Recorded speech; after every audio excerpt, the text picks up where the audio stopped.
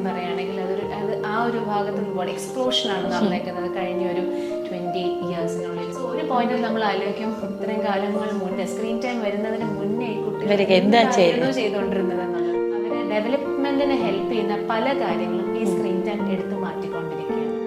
Language delays and learning disabilities and autism spectrum ഡിസോർഡേഴ്സിന്റെ ഒരു spike നമ്മുടെ ഇടയിൽ ഇപ്പം നടന്നുകൊണ്ടിരിക്കുന്നത്. നമസ്കാരം, ഡോക്ടർ ആൻനെയാണ് നമ്മളിപ്പോൾ മീറ്റ് ചെയ്യാൻ പോകുന്നത്. She is A consultant paediatrician at Caritas hospital, Kottayam. നമസ്കാരം മാം. ഇപ്പോൾ പലപ്പോഴും നമ്മൾ കണ്ടിട്ടുണ്ട്, കുട്ടികളെ സംബന്ധിച്ചിടത്തോളം ഈ ഒരു ഡിജിറ്റൽ ടൈം എന്ന് പറയുന്നത് വളരെ കൂടുതലാണ്. ഒരു പരിധിവരെ നമ്മൾ പാരൻസ് ആണെങ്കിൽ തന്നെ നമുക്ക് പണി തീർക്കണമെങ്കിൽ ഒന്ന് കുറച്ച് നേരം ഫോൺ കണ്ടിരുന്നോളും, അതല്ലെങ്കിൽ കുട്ടി ഈ ഫോൺ കൊടുത്താലേ ഭക്ഷണം കഴിക്കുള്ളൂ, അങ്ങനെയൊക്കെ ഒരു പ്രവണത കാണുന്നുണ്ട്. എന്തുമാത്രമാണ് അത് കുട്ടിയുടെ ഒരു ആരോഗ്യത്തിന് അഡ്വേഴ്സ്ലി എഫക്റ്റ് ചെയ്യുന്നത്? സ്ക്രീൻ ടൈം എന്ന് പറയുന്നത് ഡിജിറ്റൽ ഡിവൈസസ് യൂസ് ചെയ്യുന്നതിൻ്റെ കാര്യം പറയുകയാണെങ്കിൽ അത് ആ ഒരു ഭാഗത്ത് ഒരുപാട് എക്സ്പ്ലോഷനാണ് നടന്നേക്കുന്നത് കഴിഞ്ഞ ഒരു 20 ഇയേഴ്സിനുള്ളിൽ. എല്ലാ കുട്ടികളും ഉണ്ടാകുന്നത് മുതൽ അങ്ങോട്ട് സ്ക്രീൻ ടൈമിന് എക്സ്പോഷർ വന്നുകൊണ്ടിരിക്കുകയാണ്. സോ ഒരു പോയിന്റിൽ നമ്മൾ ആലോചിക്കും, ഇത്രയും കാലങ്ങൾ മുന്നേ സ്ക്രീൻ ടൈം വരുന്നതിന് മുന്നേ ഈ കുട്ടികൾ എന്തായിരുന്നു ചെയ്തുകൊണ്ടിരുന്നത് എന്നുള്ളത്. ഒന്നാലോചിക്കുകയാണെങ്കിൽ നമുക്കാണെങ്കിലും സ്ക്രീൻസ് നമ്മുടെ കയ്യിൽ ഇല്ലാത്തപ്പോൾ നമ്മൾ എന്ത് ചെയ്തിരുന്നു എന്ന് നമ്മൾ പലപ്പോഴും ആലോചിക്കും. സത്യത്തിൽ ശരിക്കും ഒരു കുട്ടി ആദ്യം ഉണ്ടാവുന്ന മുതൽ ഉള്ള കാര്യങ്ങൾ ആലോചിക്കുകയാണെങ്കിൽ അവരെ ഡെവലപ്മെന്റിന് ഹെൽപ്പ് ചെയ്യുന്ന പല കാര്യങ്ങളും ഈ സ്ക്രീൻ ടൈം എടുത്തു മാറ്റിക്കൊണ്ടിരിക്കുകയാണ്.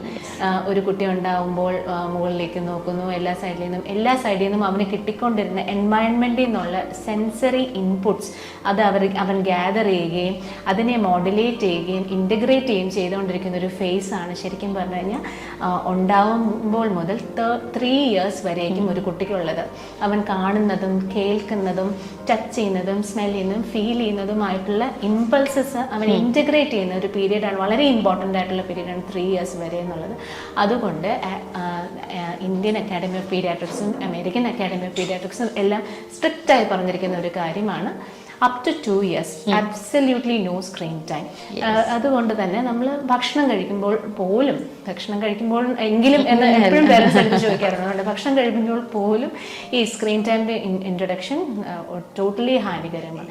ഇതുകൊണ്ടൊക്കെ തന്നെയാണ് റീസെൻ്റ്ലി ഉയർന്നു വന്നിരിക്കുന്ന ഒരു language delays and learning disabilities and autism spectrum ഡിസോർഡേഴ്സിന്റെ ഒരു സ്പൈക്ക് നമ്മുടെ ഇടയിൽ ഇപ്പം നടന്നുകൊണ്ടിരിക്കുന്നത്.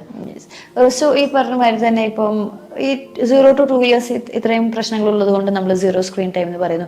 അതിന് കുറച്ച് മുതിർന്ന കുട്ടികളാണെങ്കിൽ ഇപ്പൊ നമുക്ക് പൂർണ്ണമായിട്ടും സ്ക്രീൻ ടൈം അവരിൽ നിന്ന് മാറ്റി വെക്കാൻ പറ്റില്ല. ബിക്കോസ് പലപ്പോഴും സ്കൂളുകളിലെല്ലാം വാട്സാപ്പ് ഗ്രൂപ്പും അതിലാണ് നോട്ട്സ് വരുന്നതും ഹോംവർക്സ് വരുന്നതും. എന്തുമാത്രമാണ് നമ്മൾ ഇപ്പൊ ഈ പറഞ്ഞ മാതിരി above 2 like then below 10-12 ഏജിലുള്ള കുട്ടികൾക്ക്? above 2 years recommendation is maximum 1 hour and you should keep it to minimum. ഏറ്റവും കുറവ് അതും ഏറ്റവും അധികം സമയവും നമ്മൾ മോണിറ്റർ ചെയ്ത് വേണം അത് യൂസ് ചെയ്യാൻ. എങ്കിലേ ആ ഒരു റെഗുലേഷൻ അവർക്ക് അത് കൊണ്ടുവരാൻ പറ്റത്തുള്ളൂ. ഇത് കണ്ണിന് ചില പേരൻസ് വന്ന് പറയും, അല്ല ഞങ്ങളത് TV-യിലാണ് ഇട്ട് കൊടുക്കുന്നത്. TV-യിൽ ഇടുന്നതും ഫോൺ ടൈമും അല്ലെങ്കിൽ ഐപാഡും തമ്മിൽ വലിയ വ്യത്യാസമൊന്നുമില്ല. അവരെപ്പോഴും ആ കാഴ്ചയുടെ കാര്യം മാത്രമാണ് മനസ്സിലിരിക്കുന്നത്. പക്ഷെ ആക്ച്വലി ഏതാണേലും 1 hour ആണ് മാക്സിമം 24 hours നമുക്ക് അനുവദനീയമായിട്ടുള്ളത് above 2 years. സോ ഇപ്പം ഈ പറഞ്ഞ മാതിരി വളരെ ലോങ് ആയിട്ടുള്ള ഒരു സ്ക്രീൻ ടൈം കൊണ്ടോ ഒരു ഡിജിറ്റൽ അഡിക്ഷൻ കൊണ്ടോ ഒരു കുട്ടിക്ക് എന്തെങ്കിലും തരത്തിലുള്ള ഒരു പ്രശ്നങ്ങൾ വന്നു തുടങ്ങിയിട്ടുണ്ടോ? അങ്ങനെ എന്തെങ്കിലും ഒരു സിംറ്റം നമ്മുടെ ബോഡി പ്രസന്റ് ചെയ്യും? ഇപ്പൊ പലപ്പോഴും പറഞ്ഞു കേട്ടിട്ടുണ്ട്, വിളിച്ചാൽ കേൾക്കില്ല, അതല്ലെങ്കിൽ ചുറ്റുമുള്ള കാര്യങ്ങളോടുള്ള ശ്രദ്ധ പോവുക, അറ്റൻഷൻ കുറയുക. അത് ഏത് ഏജിലാണ് ഇൻട്രൊഡ്യൂസ് ചെയ്തെന്നുള്ള അനുസരിച്ചിരിക്കും. ഞാൻ ആദ്യം പറഞ്ഞിരിക്കുന്ന ആ sensory integration ഫേസിലാണ്, up to 3 years ടൈമിലാണ് ഇതിന്റെ എക്സ്പോഷർ അധികമായിട്ട് വന്നിട്ടുണ്ടെങ്കിൽ അവിടെ മുതൽ നമ്മുടെ താളപ്പശകൾ മുഴുവൻ വരും. അതായത് ഇപ്പൊ ഈ പറഞ്ഞ വിളിച്ചാൽ കേൾക്കില്ല എന്നുള്ളത് പറയുന്നത് നമ്മുടെ ഓഡിറ്ററി പ്രോസസ്സിങ്ങിനെ ബാധിക്കുന്നതാണ്. അപ്പം കുട്ടിക്ക് ശരിക്കും പറഞ്ഞു കഴിഞ്ഞാൽ ഒരു നമ്മൾ ഹ്യൂമൻ ബീങ്സ് അങ്ങോട്ടും ഇങ്ങോട്ടും സംസാരിക്കുന്ന ആ ലാംഗ്വേജും ബാക്കിയുള്ള ബാക്ക്ഗ്രൗണ്ട് നോയ്സും ഒന്നും തമ്മിൽ തിരിച്ചറിയാൻ പറ്റില്ല. സോ അതുകൊണ്ട് നമ്മൾ ഒരു വാക്ക് കേൾക്കുമ്പോഴത്തേക്കും പലപ്പോഴും ആ വാക്കിന്റെ ശബ്ദവീജികൾ മാത്രമേ കേൾക്കുള്ളൂ, പക്ഷെ അതിന്റെ ഒരു അർത്ഥത്തിന്റെ ഗ്രാഹ്യം അങ്ങോട്ട് കേൾക്കില്ല. അപ്പോൾ അതെല്ലാം ഇന്റഗ്രേഷന്റെ ലെവലിലുള്ള പ്രോബ്ലം ആണ്. സോ അത് ഏത് ഏജിലാണോ അത് അധികം എക്സ്പോഷർ വരുന്നതെന്നുള്ളതനുസരിച്ചിരിക്കും അതിന്റെ മാനിഫെസ്റ്റേഷൻ. up to 3 years ആണ് ഈ ഓവർ എക്സ്പോഷർ ഉള്ളതെങ്കിൽ സ്വാഭാവികമായിട്ട് ഈ പറയുന്ന കാര്യങ്ങളൊക്കെ സംഭവിക്കും. കുറച്ചും കൂടെ വലിയ കുട്ടികൾക്ക് അത് വേറൊരു ടൈപ്പിലാണ് മാനിഫെസ്റ്റ് ചെയ്യുന്നത്. For example attention deficit, personality disorders, ഈ ഒരു രീതിയിലാണ് ആങ്സൈറ്റി ഡിസോർഡേഴ്സ്, ഇങ്ങനെയൊക്കെയാണ് അത് യൂഷ്വലി വരുന്നത്.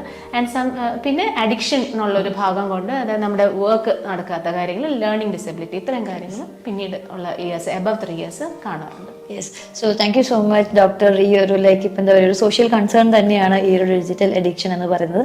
അതിനെപ്പറ്റി വളരെ ക്ലിയർ ആയിട്ട് തന്നെ ഡോക്ടർ സംസാരിച്ചു. Thank you so much.